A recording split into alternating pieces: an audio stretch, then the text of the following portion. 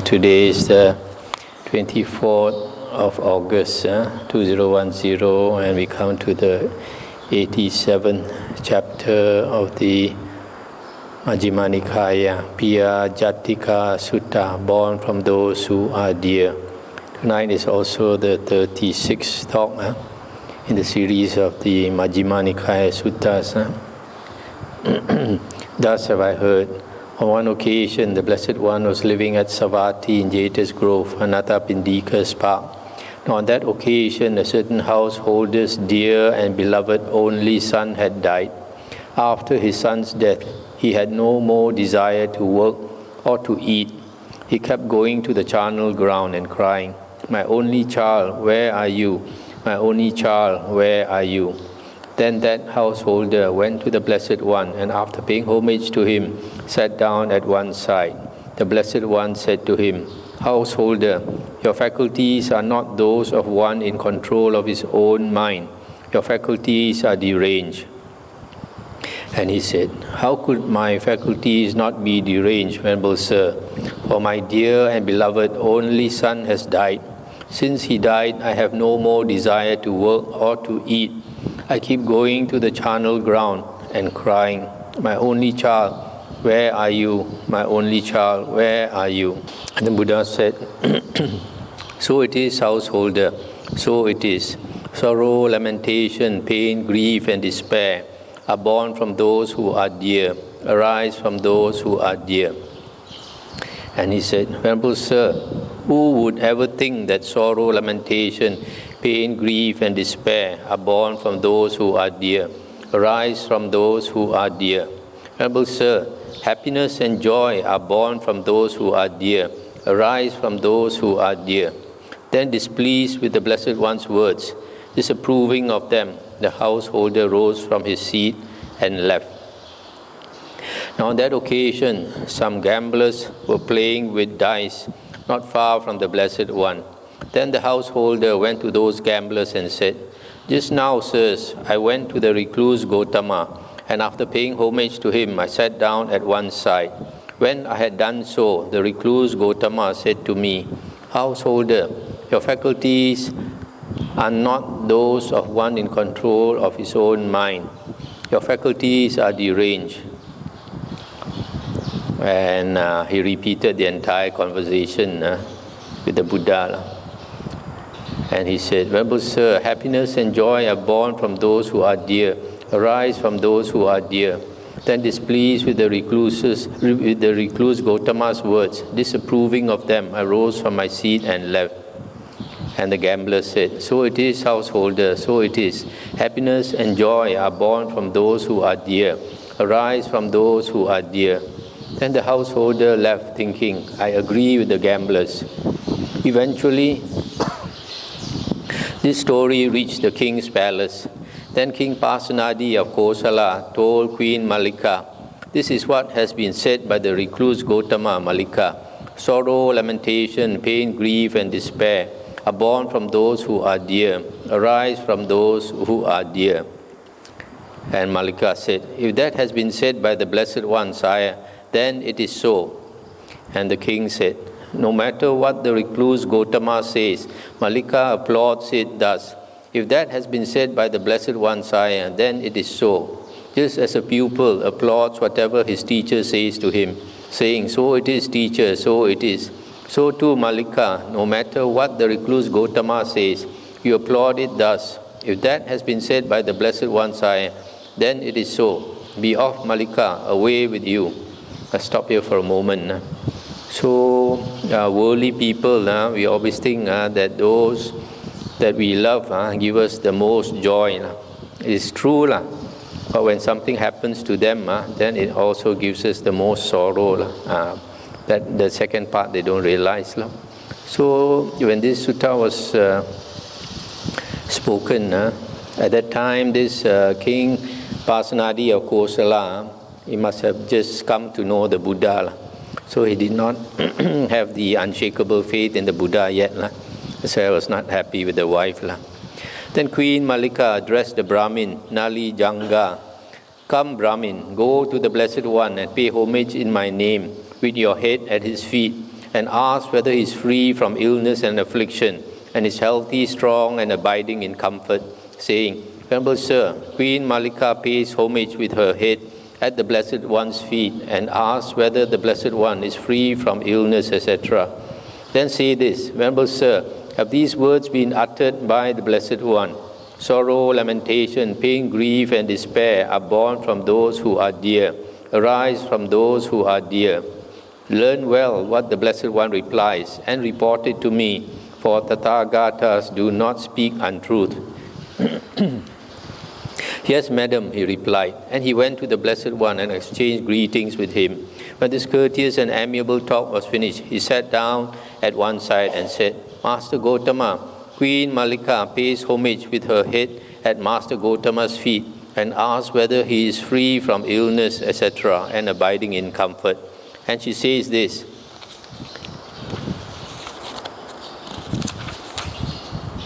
Venerable Sir, have these words been spoken by the Blessed One? Sorrow, lamentation, pain, grief, and despair are born from those who are dear, arise from those who are dear. And the Buddha said, so it is, Brahmin, so it is. Sorrow, lamentation, pain, grief, and despair are born from those who are dear, arise from those who are dear. It can be understood from this, Brahmin, how sorrow, lamentation, pain, grief, and despair are born from those who are dear, arise from those who are dear. Once in this same Savatthi, there was a certain woman whose mother died. Owing to her mother's death, she went mad, lost her mind, and wandered from street to street, from crossroad to crossroad, saying, Have you seen my mother? Have you seen my mother? And it can also be understood from this, how sorrow, lamentation, pain, grief, and despair are born from those who are dear, arise from those who are dear. Once in this same Savatthi, there was a certain woman whose father died, and she also went mad, whose brother died, whose sister died, whose son died, whose daughter died, whose husband died. Owing to their death, she went mad, lost her mind, and wandered from street to street, from crossroad to crossroad, saying, Have you seen my husband, etc.? Have you seen my husband? And it can be understood from this how sorrow, lamentation, pain, grief, and despair are born from those who are dear, arise from those who are dear. Once in this same Savatthi, there was a certain man whose mother died, whose father died, whose brother died, whose sister died, whose son died, whose daughter died, whose wife died. Owing to their death, those people went mad, lost their mind, and wandered from street to street and from crossroad to crossroad, saying, Have you seen my mother, my father, or my wife, etc.? And it can be understood from this how sorrow, lamentation, pain, grief, and despair are born from those who are dear, arise from those who are dear. Once in this same Savatthi, there was a certain woman who went to live with her relative's family. Her relatives wanted to divorce her from her husband and give her to another, whom she did not want.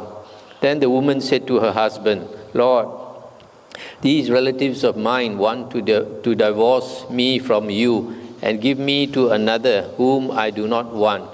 Then the man cut the woman in two and committed suicide, thinking, We shall be together in the afterlife.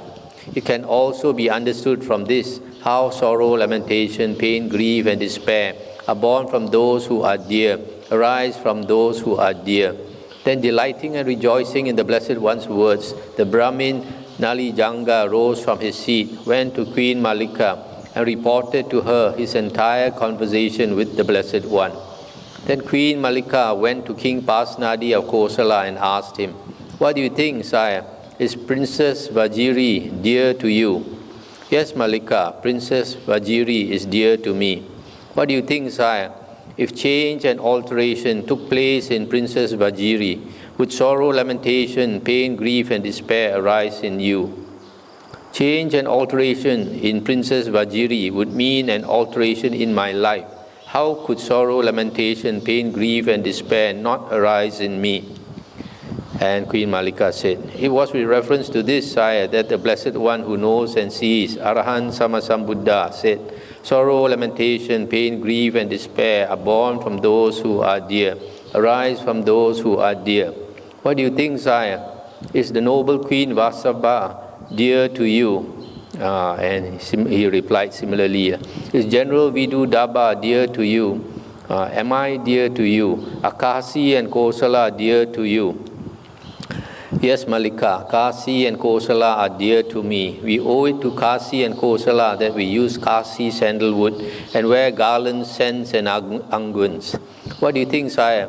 If change and alteration took place in Kasi and Kosala, would sorrow, lamentation, pain, grief and despair arise in you? Change and alteration in Kasi and Kosala would mean an alteration in my life. How could sorrow, lamentation, pain, grief, and despair not arise in me? It was with reference to this, sire, that the Blessed One who knows and sees, Arahant Sammasambuddha, said, sorrow, lamentation, pain, grief, and despair are born from those who are dear, arise from those who are dear. And the king said, it is wonderful, Malika, it is marvelous how far the Blessed One penetrates with wisdom and sees with wisdom. Come, Malika, give me the ablution water. Then King Pasenadi of Kosala rose from his seat and arranging his upper robe on one shoulder, he extended his hands in reverential salutation towards the Blessed One and uttered this exclamation 3 times. Honor to the Blessed One, Arahant Sammasambuddha. In Pali it will be Namo Tassa Bhagavato Arahato Samma Sambuddhassa. He uttered this 3 times. This ablution water is for washing the hands and feet and mouth before paying homage to the Buddha. So initially King Pasenadi he rebuked the Queen Malika for saying everything that the Buddha says is correct, but after she gave the examples of the daughter Vajiri, if anything happened to her, then the king would feel this sorrow, lamentation, pain, grief and despair. And similarly to other persons who were dear to him, he would also feel it. Then he understood how sorrow and lamentation arise when anything happens to someone whom we love dearly. So clinging, attachment brings about sorrow. Anything that we cling to, we want badly. We want it to remain as it is. But in life, everything is impermanent. You never know what is going to happen. So either you're going to leave those that you love, or those that you love are going to die before you. So when that happens, if you cling to them too much, you will have pain, great pain. In life, if we look around with our eyes, as we grow older, we can see the greatest sorrow arises when somebody that you love dearly passes away. As a monk, I have gone to funerals a few times, and I've seen when they take out the coffin of those that they love, they're going to bring it to the cemetery. At that time, when they take out the coffin from the house, you see how the family members cry. And there's no sorrow, like that type of sorrow, because those that you love for so many years, suddenly they're going to leave you and leave you forever. And it's not like going for a holiday. They're going to disappear altogether from your life. And when that happens, you not only see this they're leaving you, you also realize that your turn will come. One day your turn will come. That life is impermanent, that you also have to die. So since all of us know that death is coming, so if we are wise enough, we prepare for it. To prepare for this, it takes years. You cannot just say you will just let go. It's easy to say let go. When the time comes, it's very difficult to let go. One doctor was telling me, he works in the hospice, an old lady with terminal cancer. She kept saying she's waiting to go, that she's suffering, waiting for her time to go. But actually, when the day came for her to go, and the daughter was around her, she clung to the daughter and cried, saying she didn't want to go. There's one thing to say, you, when the time comes, you will let go. But unless you have trained your mind and meditated, and your mind is strong enough and understood the Dhamma, then when the actual time comes, you certainly cannot let go.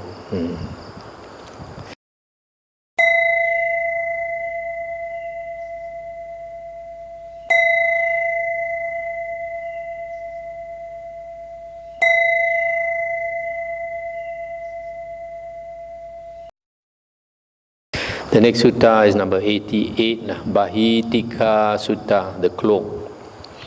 Thus have I heard. On one occasion, the Blessed One was living at Savatthi in Jeta's Grove, Anathapindika's park. Then, when it was morning, the Venerable Ananda dressed and taking his bowl and outer robe, went into Savatthi for alms. When he had wandered for alms in Savatthi and had returned from his alms round, after his meal he went to the eastern park, to the palace of Migara's mother for the day's abiding.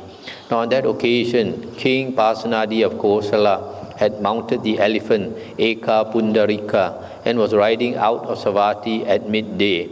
He saw the Venerable Ananda coming in the distance and asked the minister Sirivada, "That is the Venerable Ananda, is it not?"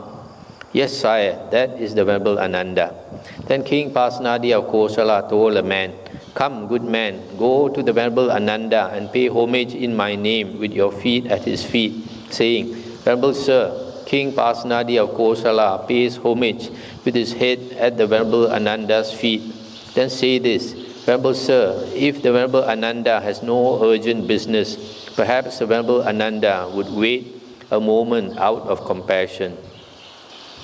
'Yes, sire,' the man replied, and he went to the Venerable Ananda, and after paying homage to him, he stood at one side and said to the Venerable Ananda, 'Venerable Sir, King Pasenadi of Kosala pays homage with his head at the Venerable Ananda's feet, and he says this, "Venerable Sir, if the Venerable Ananda has no urgent business, perhaps the Venerable Ananda would wait a moment out of compassion." The Venerable Ananda consented in silence. Then King Pasenadi went by elephant as far as the elephant could go, and then he dismounted and went to the Venerable Ananda on foot.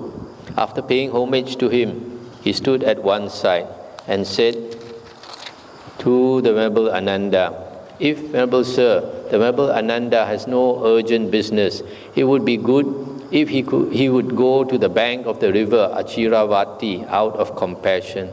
The Venerable Ananda consented in silence.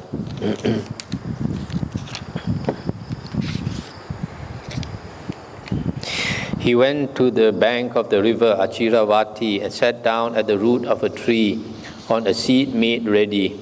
Then King Pasenadi went by elephant as far as the elephant could go, and then he dismounted and went to the Venerable Ananda on foot. After paying homage to him, he stood at one side and said to the Venerable Ananda, "Here, Venerable Sir, is an elephant rug. Let the Venerable Ananda be seated on it." "There is no need, great king. Sit down. I am sitting on my own mat." Stop here for a moment. So you see, monks, the Buddha's disciples, they are contented. They have a sitting mat already. They think there's no need for a luxurious mat from the king. King Pasenadi of Kosala sat down on a seat made ready and said, "Venerable Ananda, would the Blessed One behave with the body in such a way that he could be censured by wise recluses and Brahmins?" "No, great king, the Blessed One would not behave with the body in such a way that he could be censured by wise recluses and Brahmins." "Would the Blessed One, Venerable Ananda, behave with speech and behave with mind in such a way that he could be censured by wise recluses and Brahmins. No, great king, the Blessed One would not behave with speech or behave with the mind in such a way that he could be censured by wise recluses and Brahmins. And the king said, "It is wonderful, Venerable Sir, it is marvelous, for what we were unable to accomplish with the question has been accomplished by the Venerable Ananda with the answer to the question. We do not recognize anything of value in the praise and blame of others spoken by foolish, ignorant persons who speak without having investigated and evaluated. But we recognize as valuable the praise and blame of others spoken by wise, intelligent, and sagacious persons who speak after having investigated and evaluated." Stop here for a moment. You can see from here that at the time of this sutta, King Pasenadi had known the Buddha not very long. So he did not yet have the strong faith in the Buddha. So he was asking the Buddha's disciple Ananda whether the Buddha could do anything wrong to body, speech and mind, and Venerable Ananda said no. According to the commentary, this sutta, at that time of this sutta, these external ascetics, they were jealous of the Buddha and the Buddha's disciples, so they wanted to harm the Buddha's reputation.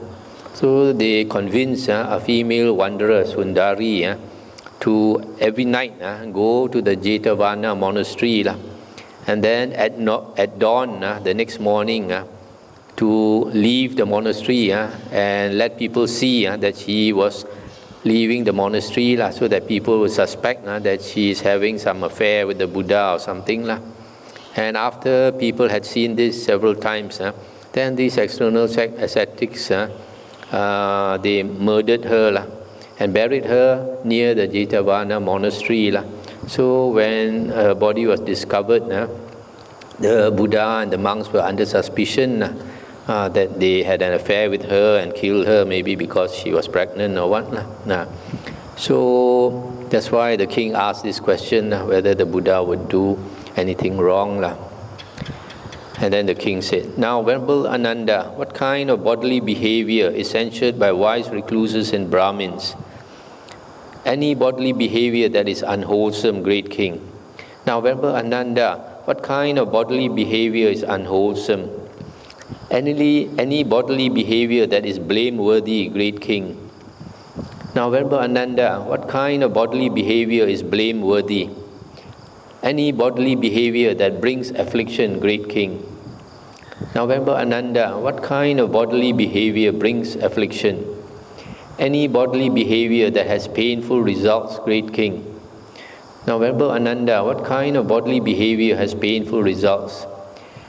"Any bodily behavior, great king, that leads to one's own affliction or to the affliction of others or to the affliction of both, and on account of which unwholesome states increase and wholesome states diminish.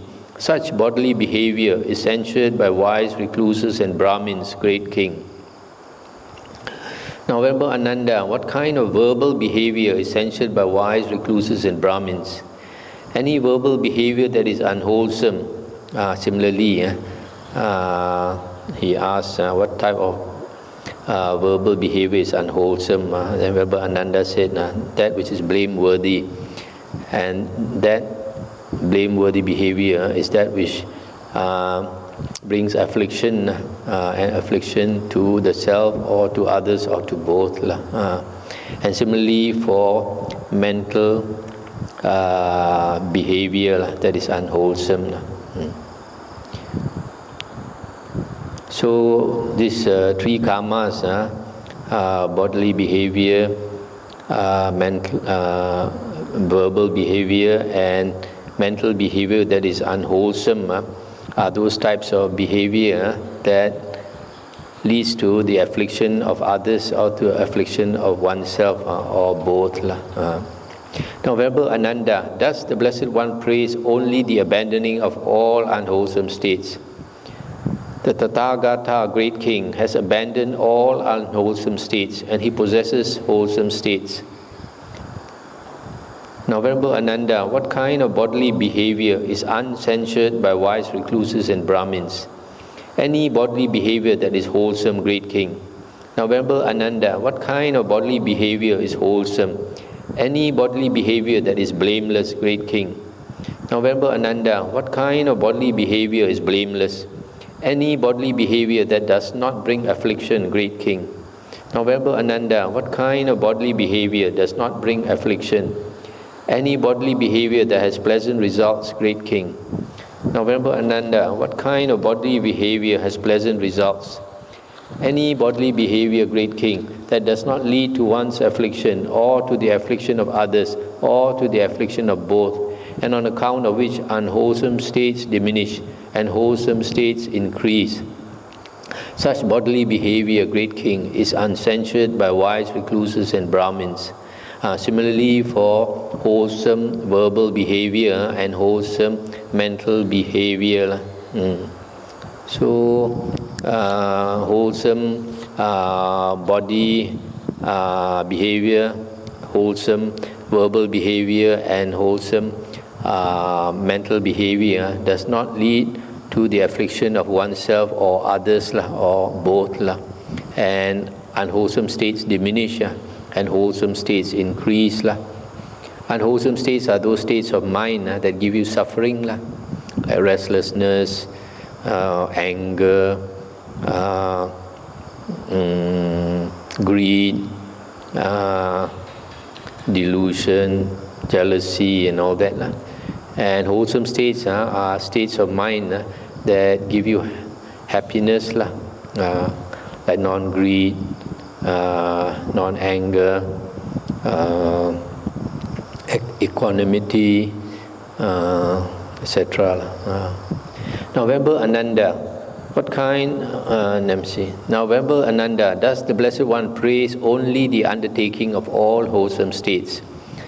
The Tathagata, great king, has abandoned all unwholesome states and possesses wholesome states. And the king said, "It is wonderful, Venerable Sir, it is marvelous how well that has been expressed by the Venerable Ananda, and we are satisfied and pleased by what has been so well expressed by him. Venerable Sir, we are so satisfied and pleased with what has been so well expressed by the Venerable Ananda, that if the elephant treasure were allowed to him, we would give it to him. If the horse treasure were allowed to him, we would give it to him. If the boon of a village were allowed to him, we would give it to him. But we know, Venerable Sir, that these are not allowable for the Venerable Ananda. But there is this cloak of mine, Venerable Sir, which was sent to me packed in a royal umbrella case by King Ajatasattu of Magadha, 16 hands long and 8 hands wide. Let the Venerable Ananda accept it out of compassion." And Venerable Ananda said, "It is not necessary, great king. My triple robe is complete." Venerable Sir, this river Achiravati has been seen both by the Venerable Ananda and by ourselves when a great cloud has rained heavily on the mountains. Then this river Achiravati overflows both its banks. So too, Venerable Sir, the Venerable Ananda can make a triple robe for himself out of this cloak, and he can share out his old triple robe among his companions in the holy life. In this way, our offering will overflow. Venerable Sir, let the Venerable Ananda accept the cloak. The Venerable Ananda accepted the cloak. Then King Pasenadi of Kosala said, "And now, Venerable Sir, we depart. We are busy and have much to do. Now is the time, great king, to do as you think fit." Then King Pasenadi of Kosala, having delighted and rejoiced in the Venerable Ananda's words, rose from his seat, and after paying homage to the Venerable Ananda, keeping him on his right, he departed. And soon after he had left, the Venerable Ananda went to the Blessed One, and after paying homage to him, he sat down at one side, related to him his entire conversation with King Pasenadi of Kosala, and presented the cloak to the Blessed One. Then the Blessed One addressed the monks. "It is a gain, monks, for King Pasenadi of Kosala. It is a great gain for King Pasenadi of Kosala that he has had the opportunity of seeing and paying respect to Ananda." That is what the Blessed One said. The monks were satisfied and delighted in the Blessed One's words. It's the end of the sutta. So here the king Pasanadi, being new to the Dhamma, he did not understand so well what is meant by wholesome karma and unwholesome karma. So Venerable Ananda explained to him so clearly that he was so pleased. He said if Venerable Ananda could accept an elephant, he would offer him an elephant or a horse or even a village. But he knows these are not allowable. So he offered a piece of cloth to the Venerable Ananda, very good quality cloth sent to him by King Ajatasattu.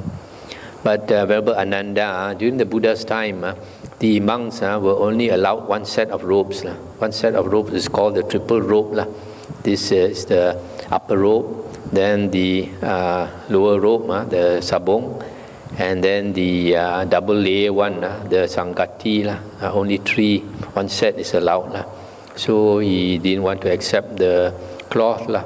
But this king pleaded with him a second time, so out of compassion, he accepted and then went to the Buddha and offered it to the Buddha. And then you see the Buddha praised this Venerable Ananda. He said it's a great gain for King Pasanadi to have had the opportunity of seeing and paying respect to Ananda. Ananda is one of the monks, even though at the time of the Buddha, he was only a Sotapanna, he had not attained Arahanthood. Yet the Buddha says it's difficult to find somebody with wisdom like Ananda. The Buddha had great regard for this Venerable Ananda. Okay.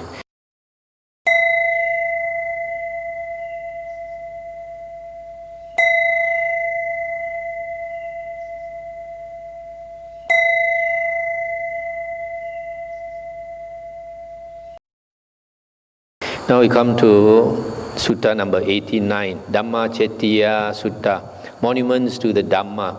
This is a very interesting sutta. Thus have I heard. On one occasion, the Blessed One was living in the Sakyan country at a town of the Sakyans named Medalumpa. Now on that occasion, King Pasanadi of Kosala had arrived at Nagaraka for some business or other. Then he addressed Diga Karayana. Diga Karayana is a general. Dear Karayana, have the state carriages prepared. Let us go to the pleasure garden to see a pleasing spot. Yes, sire, Diga Karayana replied. When the state carriages were prepared, he informed the king, Sire, the state carriages are ready for you. Now is the time to do as you think fit. Then King Pasanadi mounted a state carriage and accompanied by the other carriages, he drove out from Nagaraka with the full pomp of royalty and proceeded towards the park. He went thus as far as the road was passable for carriages and then dismounted from his carriage and entered the park on foot. As he walked and wandered in the park for exercise, King Pasanadi saw roots of trees that were lovely and inspiring, quiet and undisturbed by voices, with an atmosphere of seclusion, remote from people, favorable for retreat. The sight of these reminded him of the Blessed One thus. These roots of trees are lovely and inspiring, quiet and undisturbed by voices, with an atmosphere of seclusion, remote from people, favorable for retreat, like the places where we used to pay respect to the Blessed One, Arahant Sammasambuddha. Then he told Diga Karayana what he had thought and asked, where is he living now, the Blessed One, Arahant Sammasambuddha? Stop here for a moment. So here you can see that the Buddha used to live in very secluded places, remote from people, where it was very ideal for meditation. So he used to find the Buddha in such places. So when he saw this quiet, secluded park, he suddenly thought of the Buddha and wanted to see the Buddha. There is, sire, a town of the Sakyans named Medalumpa. The Blessed One, Arahant Sammasambuddha, is now living there. How far is it from Nagaraka to Medalumpa? It is not far, sire, 3 leagues or 3 yojanas, which is about 30 kilometers. There is still daylight enough to go there. Then, dear Karayana, have the state carriages prepared. Let us go and see the Blessed One, Arahant Sammasambuddha. Yes, sire, he replied. When the state carriages were prepared, he informed the king, Sire, the state carriages are ready for you. Now is the time to do as you think fit. Then King Pasenadi mounted a state carriage and, accompanied by the other carriages, set out from Nagaraka towards the Sakin town of Medalumpa. He arrived there while it was still daylight and proceeded towards the park. He went thus as far as the road was passable for carriages, and then he dismounted from his carriage and entered the park on foot. Now on that occasion, a number of monks were walking up and down in the open, and King Pasenadi went to them and asked, Venerable Sirs, where is he living now, the Blessed One, Arahant Sammasambuddha? We want to see the Blessed One, Arahant Sammasambuddha. And the monk replied, That is his dwelling, great king, with the closed door. Go up to it quietly, without hurrying. Enter the porch, clear your throat, and tap on the panel. The Blessed One will open the door for you. King Pasenadi handed over his sword and turban to Diga Karayana then and there. Then Diga Karayana thought, So the king is going into secret session now, and I have to wait here alone. Without hurrying, King Pasenadi went quietly up to the dwelling with the closed door, entered the porch, cleared his throat, and tapped on the panel. The Blessed One opened the door. Stop here for a moment.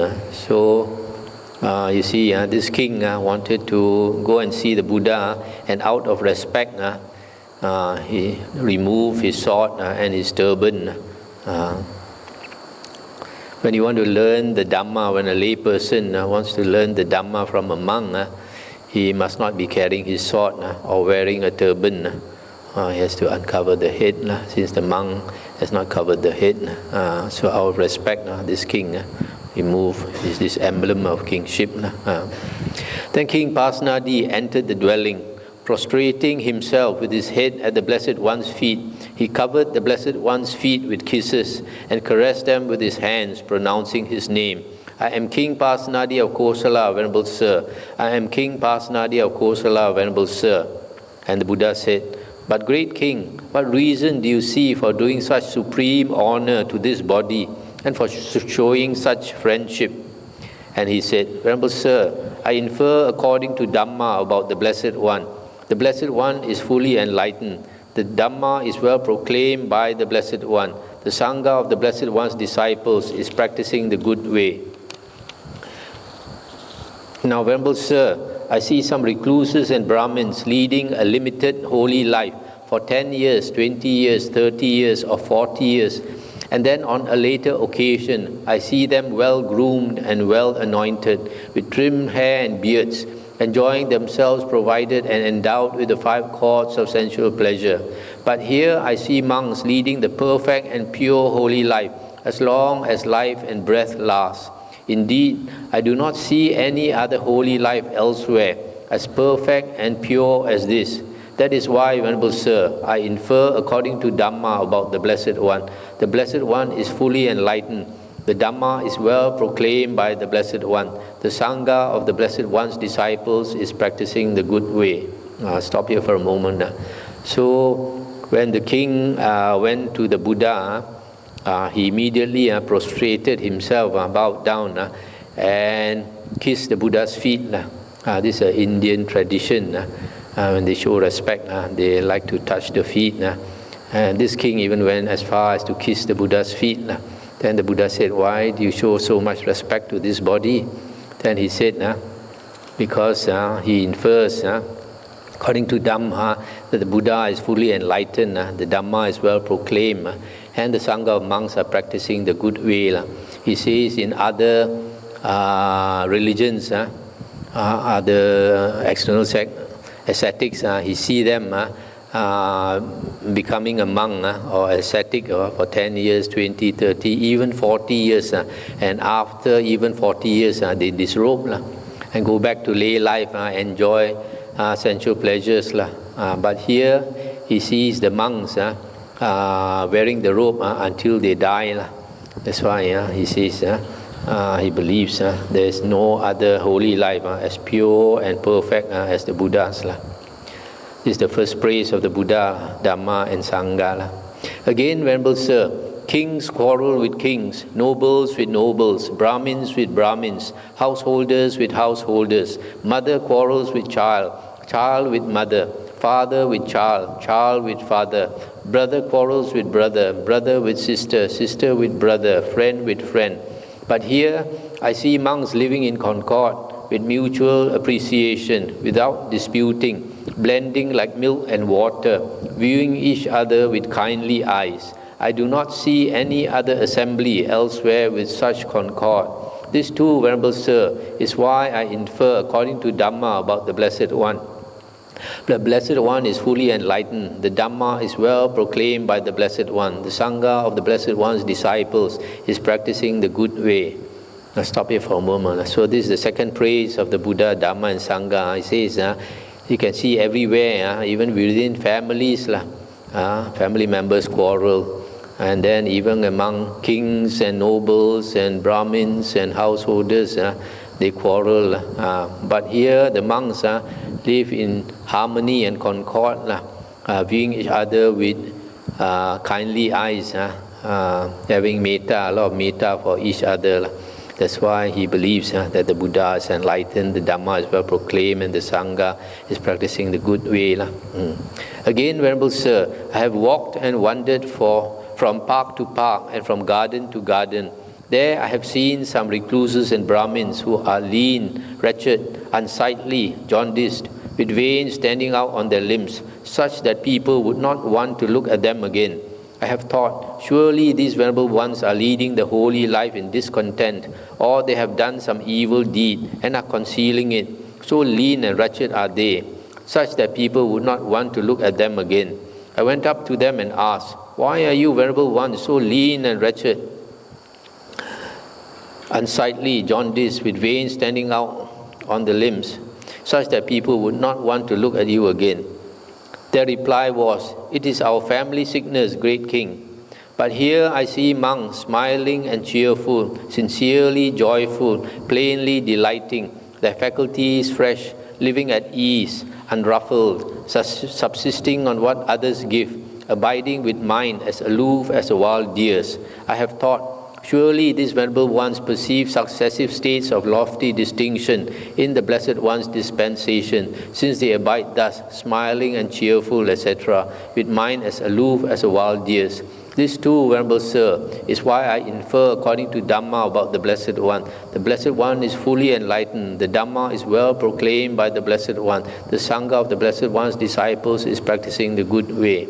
I'll stop here for a moment. So this third praise, he says, whereas he sees other ascetics so lean and wretched, jaundice, that means looking all yellow, with the veins standing out, so ugly looking that you don't want to see them a second time.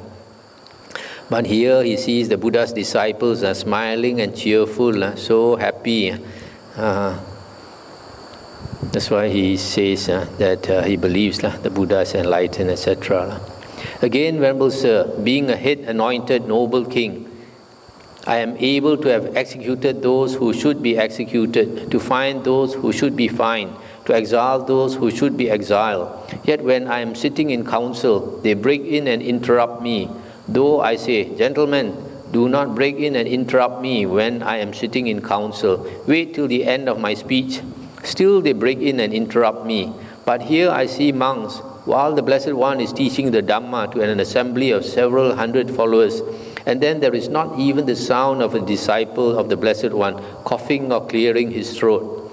Once the Blessed One was teaching the Dhamma to an assembly of several hundred followers, and there a disciple of his cleared his throat. Thereupon one of his companions in the holy life nudged him with his knee to indicate, "Be quiet, Venerable Sir, make no noise. The Blessed One, the teacher, is teaching us the Dhamma." I thought, it is wonderful, it is marvelous how an assembly can be so well disciplined without force or weapon. Indeed, I do not see any other assembly elsewhere so well disciplined. This too, Venerable Sir, is why I infer according to Dhamma about the Blessed One. The Blessed One is fully enlightened. The Dhamma is well proclaimed by the Blessed One. The Sangha of the Blessed One's disciples is practicing the good way. I'll stop here again for a moment. So this fourth praise, the king says he has, being a head anointed noble king, he has the power to execute anybody who should be executed, etc. Yet when he is speaking in council, they interrupt him. He asks them not to interrupt him, they still interrupt him. And they are not so respectful towards him. But he says when the Buddha is teaching the Dhamma, even to several hundred followers, not a sound can be heard, not even the clearing of the throat. And once one of the Buddha's monks cleared the throat, and then another monk used the knee to nudge him and told him to keep quiet. So he said he cannot see elsewhere people so disciplined as the Buddha's disciples. That's why he infers that the Buddha is enlightened, etc. Again, Venerable Sir, I have seen here certain learned nobles who were clever, knowledgeable about the doctrines of others, as sharp as hair-splitting marksmen. They wander about, as it were, demolishing the views of others with their sharp wits. When they hear the recluse Gautama will visit such and such a village or town, they formulate a question thus: we will go to the recluse Gautama and ask him this question. If he is asked like this, he will answer like this, and so we will refute his doctrine in this way. If he is asked like that, he will answer like that, and so we will refute his doctrine in that way. They hear the recluse Gautama has come to visit such and such a village or town. They go to the Blessed One, and the Blessed One instructs, urges, rouses, and encourages them with a talk on the Dhamma. After they have been instructed, urged, roused, and encouraged by the Blessed One with a talk on the Dhamma, they do not so much as ask him the question, so how should they refute his doctrine? In actual fact, they become his disciples. This too, Venerable Sir, is why I infer according to Dhamma about the Blessed One. The Blessed One is fully enlightened. The Dhamma is well proclaimed by the Blessed One. The Sangha of the Blessed One's disciples is practicing the good way. Again, Venerable Sir, I have seen certain learned Brahmins, learned householders, in the same way. They come to argue with the Buddha, but when the Buddha teaches them the Dhamma, they are so impressed by the Dhamma that they have no question to ask the Buddha, and they become the Buddha's disciples. So that's why he says he believes the Buddha is enlightened, etc. This is the fifth praise. Again, Venerable Sir, I have seen certain learned recluses, they come to argue with the Buddha, and after they are taught the Dhamma, they do not so much as ask him the question, so how should they refute his doctrine? In actual fact, they ask the Blessed One to allow them to go forth from the home life into homelessness, and he gives them the going forth. Not long after they have thus gone forth, dwelling alone, withdrawn, diligent, ardent, and resolute, by realizing for themselves with direct knowledge, they here and now enter upon and abide in the supreme goal of the holy life, for the sake of which clansmen rightly go forth from the home life into homelessness. They say thus: we were very nearly lost, we very nearly perished, for formerly we claimed that we were recluses, though we were not really recluses. We claimed that we were Brahmanas, holy men, though we were not really Brahmanas. We claimed that we were Arahants, though we were not really Arahants. But now we are recluses, now we are Brahmanas, now we are Arahants. This too, Venerable Sir, is why I infer according to Dhamma about the Blessed One. The Blessed One is fully enlightened. The Dhamma is well proclaimed by the Blessed One. The Sangha of the Blessed One's disciples is practicing the good way. Stop here for a moment. So this is the sixth praise. He says that these recluses, other external ascetics, they come to argue with the Buddha, but after hearing the Dhamma of the Buddha, they ask to become his disciple, and they go forth under him. And after some time practicing the holy life, they also become liberated, enlightened. Again, Venerable Sir, Isiddhatha and Purana, my two inspectors, eat my food and use my carriages. I provide them with a livelihood and bring them fame. Yet in spite of this, they are less respectful towards me than they are towards the Blessed One. Once, when I had gone out leading an army and was testing these inspectors, Isiddhatha and Purana, I happened to put up in very cramped quarters. Then these two inspectors, Isiddhatha and Purana, after spending much of the night in talk on the Dhamma, lay down with their heads in the direction where they had heard that the Blessed One was staying, and with their feet towards me. I thought, it is wonderful, it is marvelous. These two inspectors, Isiddhatha and Purana, eat my food and use my carriages. I provide them with a livelihood and bring them fame. Yet, in spite of this, they are less respectful towards me than they are towards the Blessed One. Surely these good people perceive successive stages of lofty distinction in the Blessed One's dispensation. This too, Venerable Sir, is why I infer according to Dhamma about the Blessed One. The Blessed One is fully enlightened. The Dhamma is well proclaimed by the Blessed One. The Sangha of the Blessed One's disciples is practicing the good way. Let's stop here for a moment. So this is the seventh praise. He says his inspectors, these two persons, I think they help the king to inspect certain places or to inspect his palace, etc. So they are very close to the king. Once they had to stay together in very cramped quarters, maybe in a tent. And these two persons, Isiddhatha and Purana, they are disciples, lay disciples of the Buddha. When they went to sleep, they had so much respect for the Buddha that their head was facing the direction where the Buddha was, and their feet towards the king. So the king was amazed how these two fellows they are so respectful to the Buddha. Again, Venerable Sir, the Blessed One is a noble, and I am a noble. The Blessed One is a Kosalan, and I am a Kosalan. The Blessed One is 80 years old, and I am 80 years old. Since that is so, I think it proper to do such supreme honor to the Blessed One and to show such friendship.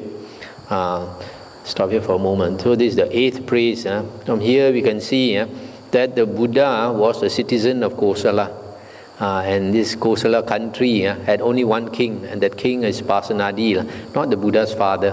According to legend, the Buddha's father was a king, but in actual fact, the Buddha's father was just one of the many noble persons, just like we have a lot of Rajas and Tunkus in the country.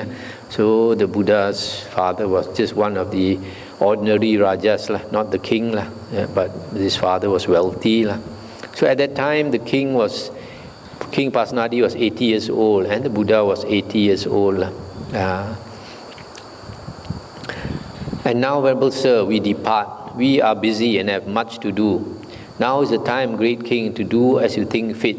Then King Pasenadi of Kosala rose from his seat, and after paying homage to the Blessed One, keeping him on his right, he departed. Then soon after he had left, the Blessed One addressed the monks thus: Monks, before rising from his seat and departing, this King Pasenadi uttered monuments to the Dhamma. Learn the monuments to the Dhamma, monks. Master the monuments to the Dhamma. Remember the monuments to the Dhamma.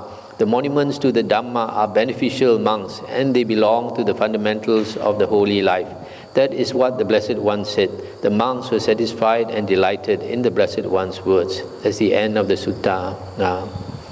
So you see, this sutta is called Dhamma Chettiya Sutta. Chettiya is the word for stupa. You can also say monument.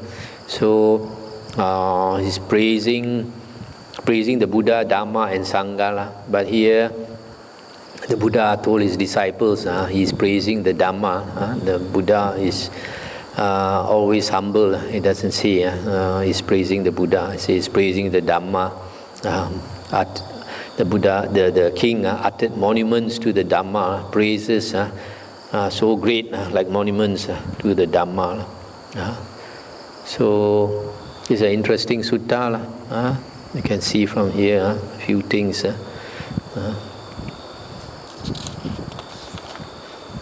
So I just recap these 8 things. First one, the Buddha this king says, whereas in other external ascetics, they even may have renounced 10, 20, 30 or 40 years, and then later they disrobe, go back to lay life. But in the Buddha's disciples, they wear the robe until they die. That's why he's so impressed. The second one, he says, it's natural for kings to quarrel with kings, nobles with nobles, Brahmins with Brahmins, and even within the family, people quarrel. But among the monks, they blend like milk and water, living in concord and harmony. That's why this is the second praise. The third one, he says, he has seen other external ascetics, thin and wretched, looking very miserable. Because many of them they practice all these ascetic practices, torturing their body. So because they torture their body, they feel a lot of misery, a lot of suffering. But the Buddha's disciples don't do that. They meditate and attain the jhanas, and they attain great bliss. And that's why they feel so happy and always smiling. So that's the third praise. And the fourth one is, he says, he being a head anointed noble king, he is able to execute whoever should be executed, etc., and fine, etc.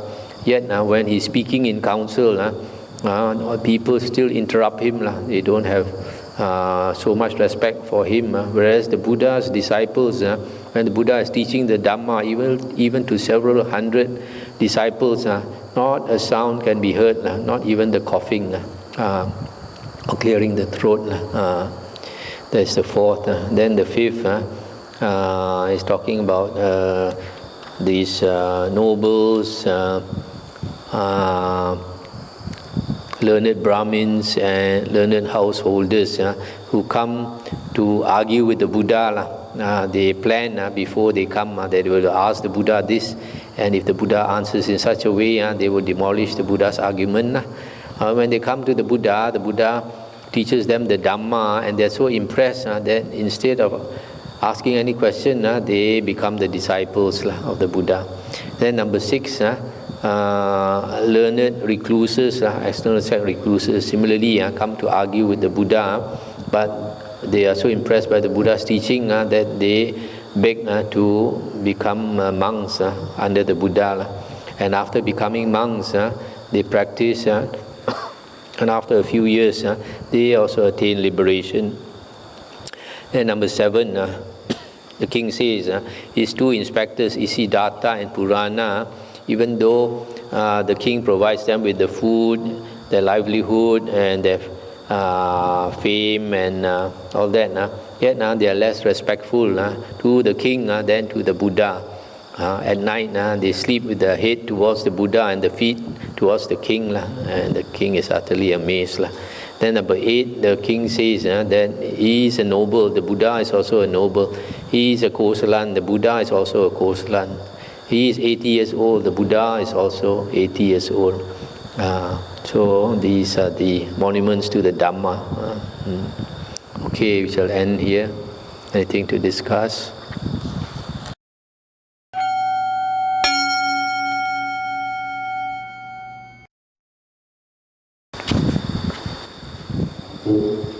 Was King Pasanadi the same thing was talking about Buddha's enlightenment and knowledge? Was King Pasanadi the same thing who was doubtful? Was King Pasanadi the same thing who was doubtful? Where is it stated that he is doubtful? No. When he met the Buddha, when he was enlightened. No, there's no King Pasanadi who doubted the Buddha's enlightenment. He's only asked certain questions like this, how would the Buddha do anything wrong? And then Venerable Ananda said no. Mm-hmm. So I remember that one king came to see him and No, there was a Brahmin who the first Brahmin, not a king. Mm. Sorrow, guilt, despair, arise because of people here. So does it mean that we should not have anybody to be dear to us?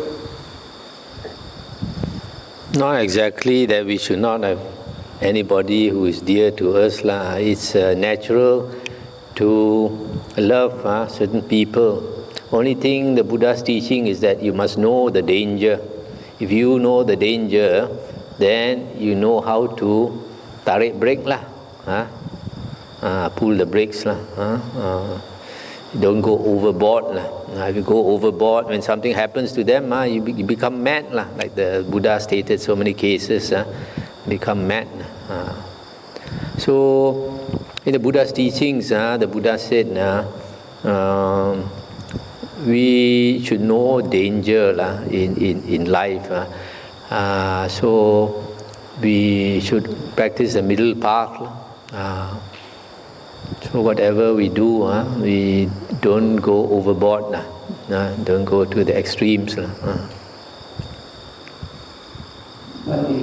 there's a story about a woman who had a child, dead child, and Buddha lost her child, and Buddha advised her to look for a house that has got something to do with asceticism. Is it been found in the Nikaya? This is the story of Kisa Gotami. Kisa Gotami, she was a young lady who had a child, probably her first child, and very young, the child died. So she, so heartbroken, she went out of her mind and was carrying the child around, asking for somebody to cure the child's sickness. But the child had already died. So already died a few days. She was still walking around with the dead corpse of the child, asking for cure until she came to the Buddha. Then the Buddha used a trick, asked her to go to some house where nobody had died, asked for this mustard or something, and she went from house to house, could not find a house where nobody died. So came back to the Buddha, and the Buddha taught her the Dhamma, that everybody has to die. There's nobody who does not die. Then made her understand the Dhamma, and then she, having understood the Dhamma, asked to go forth as a nun. So she later became a nun, and later became an Arahant. This is probably found in the Theri Gatha, verses of the Arahants, and also in the Dhammapada commentary, Dhammapada commentary, I think, but not in the Suttas, not in the four Nikayas, no, not in the four Nikayas. Okay, shall we end here?